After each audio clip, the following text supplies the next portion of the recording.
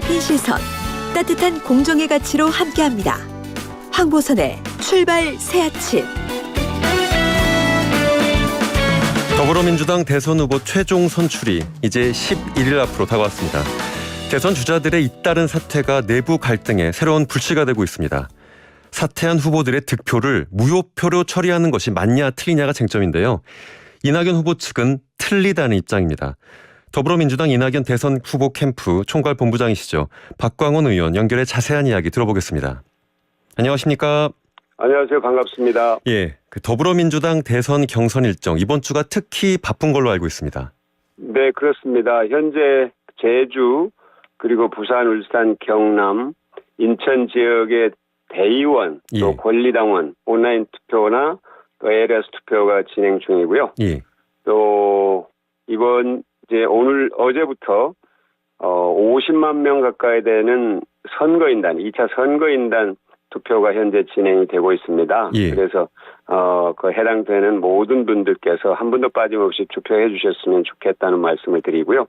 내일부터 이제 제주와 또 토요일 부산, 울산, 경남 또 일요일 인천 그리고 2차 선거인단의 투표 결과가 발표될 예정이니까 이번 주가 매우 중요한 한 주인 것만은 틀림없습니다. 그래서 매체에서는 이번 주가 민주당 대선 후보 선출을 위한 2차 슈퍼위크다 이렇게도 표현하고 있습니다.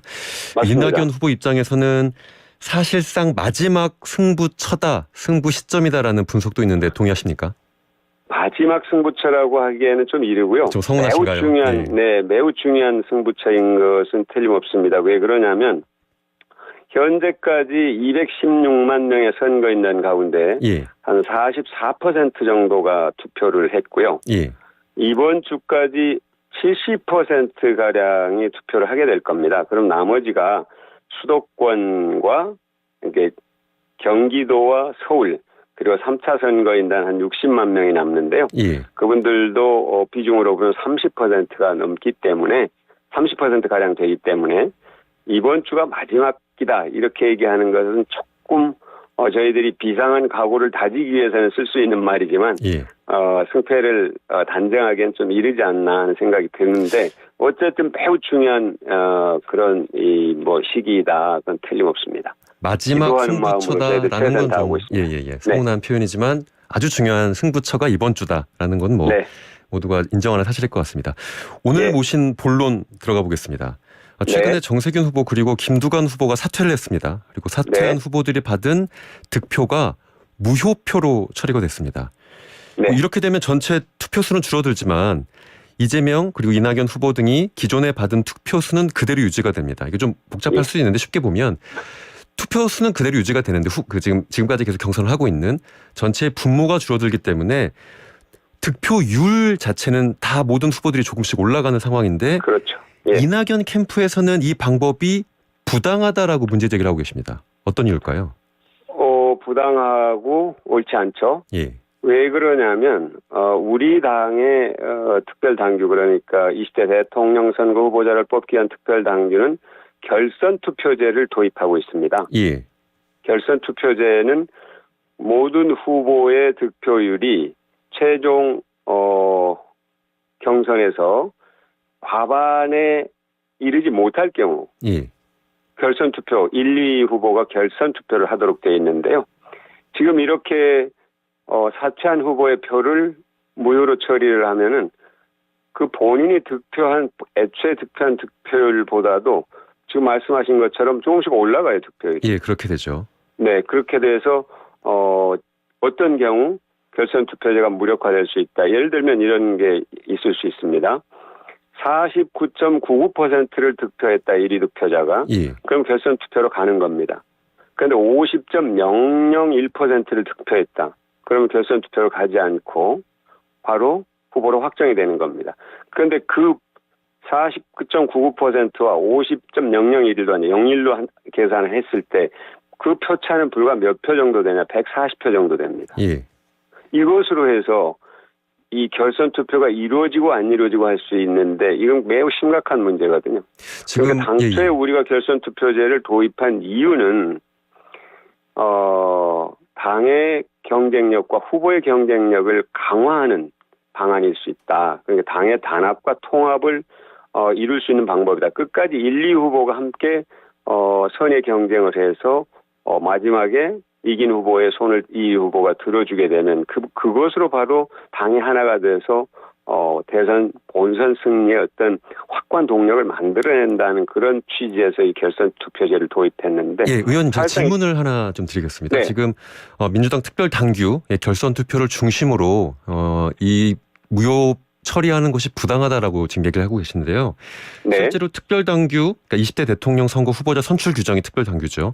이 59조 1항을 보면 후보자 사퇴 시 무효표 처리한다라는 게 명문으로 규정은 있습니다. 즉 결선 투표 규정이 있는 것도 사실이지만 후보자 사퇴 시 무효표 처리한다라는 게 규정이 있기 때문에 일각에서는 룰은 룰이다라고 주장하기도 합니다.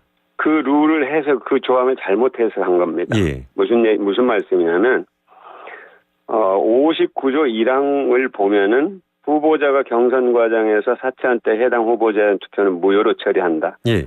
이 조항은 어떤 경우냐면 지금 바로 딱 김두관 후보가 사퇴해서 일어나는 현상인데요. 제주도의 우리 투표에 김두관 후보의 이름이 올라와 있습니다. 무슨 말씀인지 이해가 되시죠? 예. 그러니까 김두관 후보가 이미 사퇴했는데도 불구하고 투표 선택지에 김두관 후보가 올라와 있어요. 그러면 거기에서 우리 유권자들이 김두관 후보에게 찍은 표는 무효라는 겁니다. 이걸 규정한 겁니다. 왜 그러냐면 그 다음 59조 2항을 보시면 후보자가 투표 시작 전에 사퇴한 때는 투표 시스템에서 투표가 불가능하도록 조치한다. 투표 전에 사퇴했을 때. 이렇게 딱 규정을 해놨어요. 그러나 시간적 기술적 문제 등으로 사퇴한 후보자를 제외하는 것이 불가능한 때. 이게 김두관 후보의 경우죠. 선거관리위원회가 조치 방법을 정한다 이렇게 되어 있는데 이때는 예를 들어서 김두관 후보는 사퇴했습니다 하는 공지를 우리 유권자들에게 권리당원과 선거인단들에게 발송을 하는 거겠죠. 지금 그러니까 2항을 보면 1항의 보완 조항이거든요. 지금 말씀하신 무슨 얘기냐? 다시 말씀드릴게요. 1항은 소급 효력을 적용하라는 게 아니라 장래 효력. 지금부터 후보자가 사퇴했어요. 자, 정세균 후보님과 김두관 후보님 사퇴했어요. 그런데 정세균 후보와 김두관 후보님에게 지금부터 찍는 표는 무효입니다. 이 얘기를 얘기하는 겁니다. 네. 그러지 과거에 찍은 거 전부 무효다. 이렇게 해석을 하는 것은 과잉 해석인데요. 예, 알겠습니다. 지금 말씀을 여러 번 해주셨기 때문에 아마 잘 이해가 되셨을 거라 청취자분들도 생각을 하는데 결국은 정리를 해보면 기존에 얻었던 표는 유효로 가는 거고 만약에 투표 용지에 이름이 올라와 있거나 기술적인 문제로 이제 그걸 무효로 하는 거다. 요 정도로 제한적 해석을 하는 게 필요하다라는 주장으로 보입니다. 그러면 전혀 59조와 60조가 충돌할 이유가 없습니다. 그런데 민주당 지도부에서는 지금 특별당규 고치는 게 시기적으로 방법적으로 어렵다라면서 난색을 표하고 있는 상황이긴 합니다. 그러니까 저희들이 당규를 고치라는 게 아니에요. 당규를 고치는 것은 당규를 고친다고 얘기하는 것은 해석을 잘못해 놓으니까 당규를 고쳐야 된다는 이 논리로 가는 건데요. 해석을 제가 말씀드린 것처럼 장래효, 소급효가 아니라 소급효력 발생이 아니라 장래효력이 발생하는 것으로 해석을 하면 이 조항을 고칠 이유가 없습니다. 알겠습니다. 그리고 다만 이 다음 대선 때 이 조항을 좀 더 명확하게 할 필요는 있다 하는 것은 저도 동의합니다. 그거는 다음에 고쳐서 21대 대선부터 적용을 하면 되겠죠. 결국 그러면 이 당 선관위에서 이 특별당규의 59조를 어떻게 해석하는지에 대해서 이제 이낙연 후보 측 입장이 과연 받아들여질지 아닐지가 결론이 날 텐데요. 가정적인 질문이지만 이 질문 한번 드려봐야 될 것 같습니다. 만약에 이 재해석 요구가 지금 이낙연 후보 쪽에서 주장하는 것과는 다르게 날 경우에는 어떻게 대응하실 수 있을까요? 그거를 제가 가정하고 답을 하는 건 잘못된 거고요. 당 지도부가 잘못된 해석을 바로 잡는 것이 선행돼야 됩니다. 제가 왜 이 질문을 드리냐면요.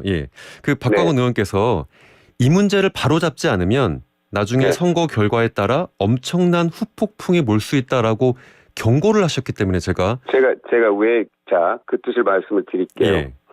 아까 말씀드린 것처럼 이 당의 단합과 통합을 이루기 위한 한 방법으로 결선 투표제를 도입을 했습니다.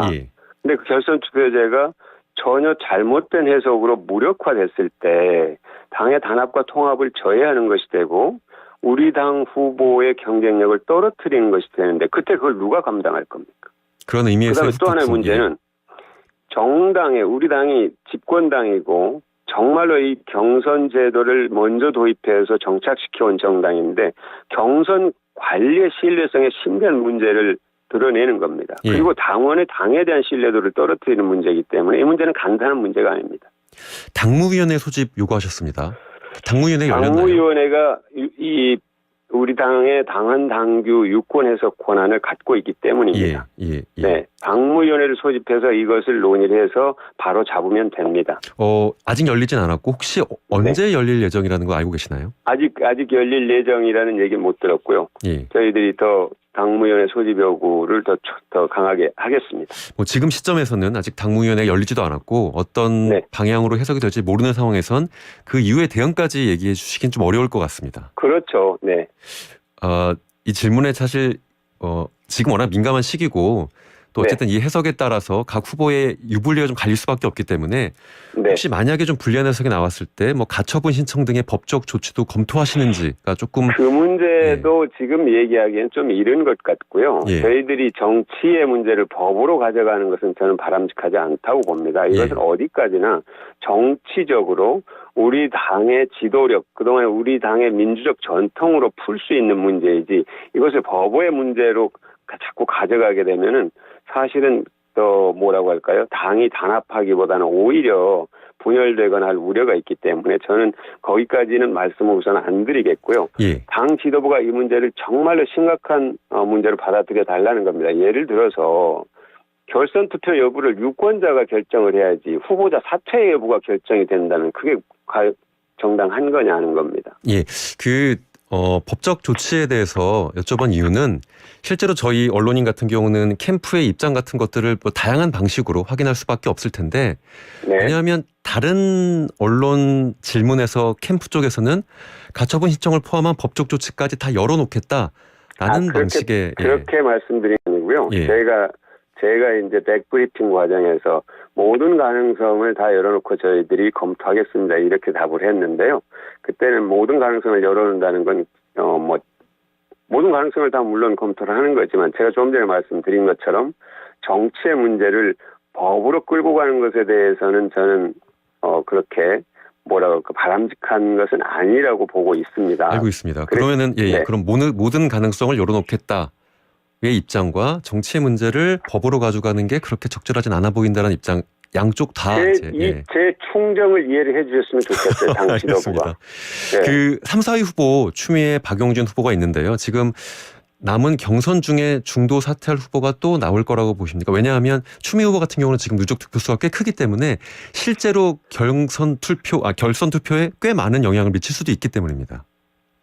그것은 제가 말씀드리기가 굉장히 곤란하고요. 그거는 또 그 후보님의 어떤 장래 어떤 정치적 구상과 또 명예와 이런 것과 다 관련되기 때문에 함부로 제가 얘기할 수 있는 문제는 아니라고 봅니다. 그 문제는. 근데 지금 이미 발생한 두 분의 사퇴 문제도 굉장히 어떻게 판단하느냐에 따라서 당의 운명을 좌우할 만한 중대한 문제라는 것을 명확하게 당 지도부가 인식해달라는 얘기를 하는 겁니다.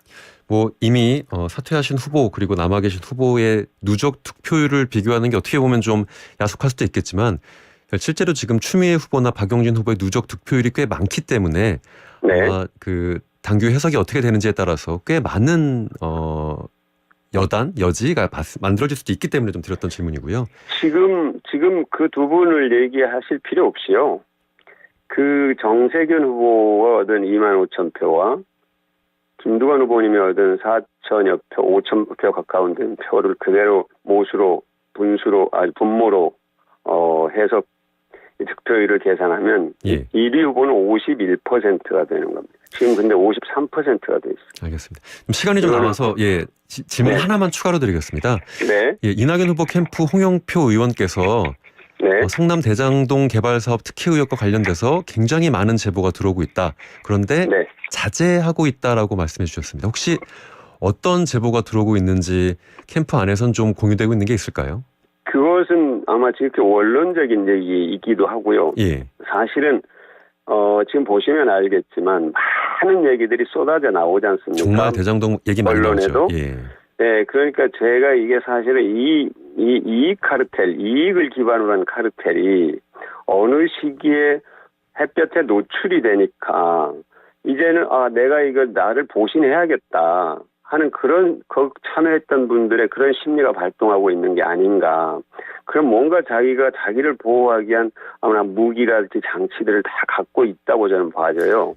그분들이 그래서 자기를 지키기 위해서 뭔가 여기에도 얘기하고 저기에도 얘기하고 이런 일들이 벌어질 텐데 그 얘기들은 뚜렷한 이런 근거를 갖고 있다기보다는 근거는 끝까지 안 내놓으려 할 겁니다. 그분들이.